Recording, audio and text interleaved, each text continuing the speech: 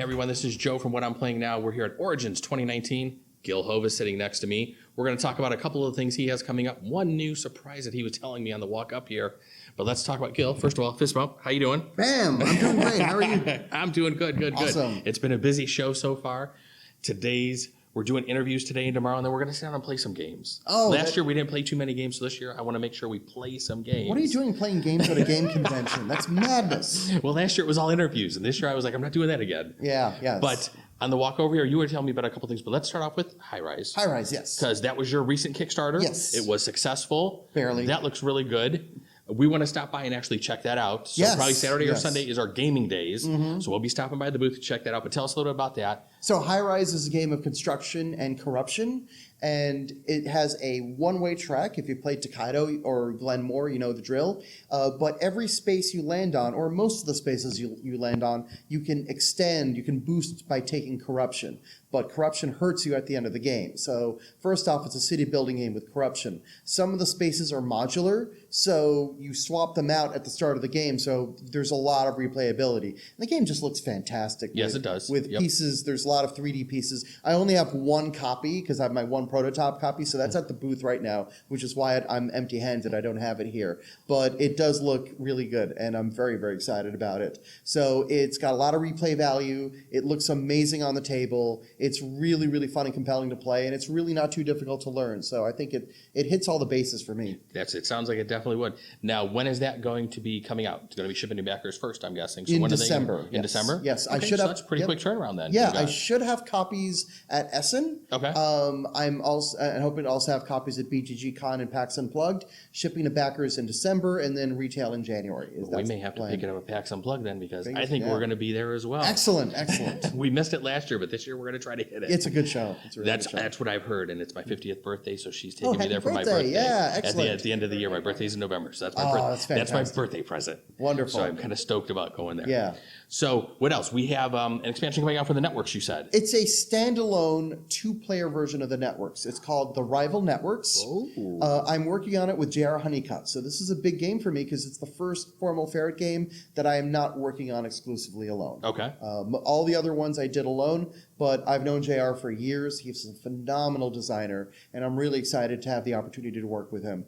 So this is a two-player version of the networks that you can learn in 1 or 2 minutes. The game's done in 15 minutes. It's very quick. It's very small, really portable. You can teach it very quick, but we're going to have a couple of modular expansions that you can slide in.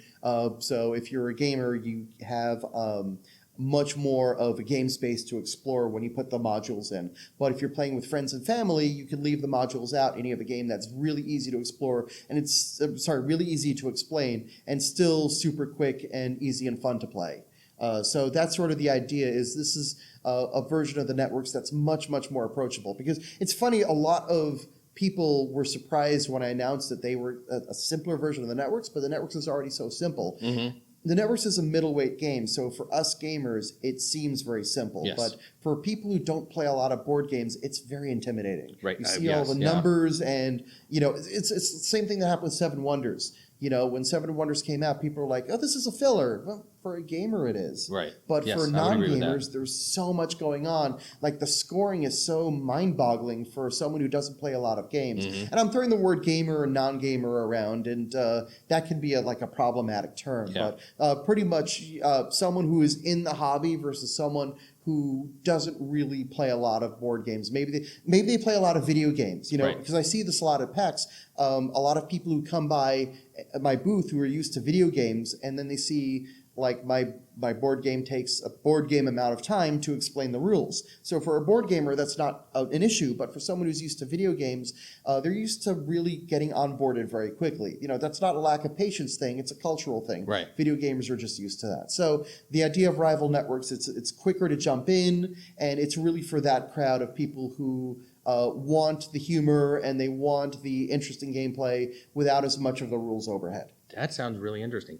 And I've noticed walking around the hall this year, I'm noticing a lot more IPs. When you mentioned video games, I'm noticing a lot more video game IPs around the booth, where they're making video or board games out of a lot of the video game IPs. Yeah, which I don't remember last year. Yeah, the board game market is getting bigger and bigger. Yeah. And I think a lot of digital folks are seeing how they can get into that. Mechs versus Minions, Yes. I think, had a real say in that also. Although that one, since it was a labor of love and more of like I don't want to say vanity project, Yes. but it was definitely a project that Riot wanted to Riot, Yes, yeah, yeah, Riot Riot Games, wanted yep. Riot wanted to do for just for the fans, you know. Yes. It was not because in terms they made, I think they made a little bit of money on it, but in terms of ROI, I'm sure their accountants were not happy with them. Oh, I'm sure. But, But they have enough so in the much bank. money. Funny story.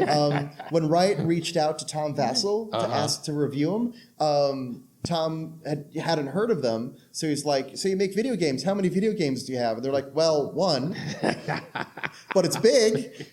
Yeah, let's say very big. I mean, that one video game makes more money than the entire board game industry combined. Probably. So yeah, League of Legends is just it's so huge. Okay, so All right, so that's Rival Networks. Yes. And you That's got one sort more of thing we're going to talk about. yes, that. one more thing. So much to my surprise, I am working on a storytelling role-playing game. And I've always wanted to work on one, but I was always sort of like set in the knowledge that I just would never be able to really start it because I wouldn't. I had an idea for it would be great to have this as a role playing game, but I don't know what mechanisms I would use. Yeah. I was driving up to Granite Game Summit and I said, "Huh, that's how I could do it." Oh crap! Now I've got to make it. So I went ahead and I threw a playtest kit together and I said, okay, well I've got an idea for a role playing game. And I mentioned that in social media just to my friends, and my friends were like, "I want to play it." And I said, "Well, okay." And I started doing some tests, and the feedback I have gotten is so enthusiastic that it's like, okay, I thought this was going to be like a small side project Yeah. for me, but I'm going to take it as far as I can. So No, people definitely. really, really enjoy it. So the game's called Weird Stories. Mm-hmm. It is a storytelling role-playing game, one shot, zero prep. So you can play it in about 2 hours. Okay. And the idea is you're telling a story that's a little like a Murakami book or Jeff Vandermeer's Southern Reach trilogy, the TV series Lost, David Lynch movie, that sort of thing. So you're telling a story that is not going to neatly resolve. It's not going to... Weird things are going to happen, and you're never going to exactly know why the weird things are happening. Okay. But you are going to answer important questions regarding the characters, so you are going to get some kind of closure. It's a kind of story I really, really, really like. And that might sound vague, and I kind of want it to be vague because I want the setting. Like I had one game where the setting was. I've had a few games where the setting was in like a rural town because that seems to work really well with this game. I've had another one where the setting was Victorian England, like a 90-minute horse carriage ride from London. That was so the ones that I did one that was back to the first setting I mentioned, the rural town. It was like a Coen Brothers movie is how it came out. The one in Victorian England was a good old-fashioned ghost story. I had one that was almost like a tear-jerking, very emotional, sweet allegory, and then I did one that was set in an apartment building in the 80s that was just straight-on zombie gore. Nice. And it was just it's such a flexible game that all of those stories came out really good, like really interesting, and I'm very excited about it. So, Can you mention anything about any of the mechanics or anything in there? it's super simple. So if you played games like Fiasco or Microscope, Okay. you know they're not a lot. There's not. It's a very elegant game, Right. and that's like what I'm aiming for. So the general idea is the players create characters and one singularity. The singularity is sort of the starting weird thing. You know, it's the wizened tree in the forest, or, you know, it's the radio that won't turn off, or it's the mysterious box that keeps on showing up. You know, that's the singularity. And then you've got characters, but the whole table creates them communally. Like everybody sort of has a hand in their creation. And so when you start playing, one player is the guide, they control the singularity. Everybody else drafts a character, and then you play out a scene, and then the guide rotates. So now a new player controls the singularity, and then everybody drafts a character. So you don't have your own character, everything is shared. And that really does change the dynamics of the game. And I think it makes it really interesting.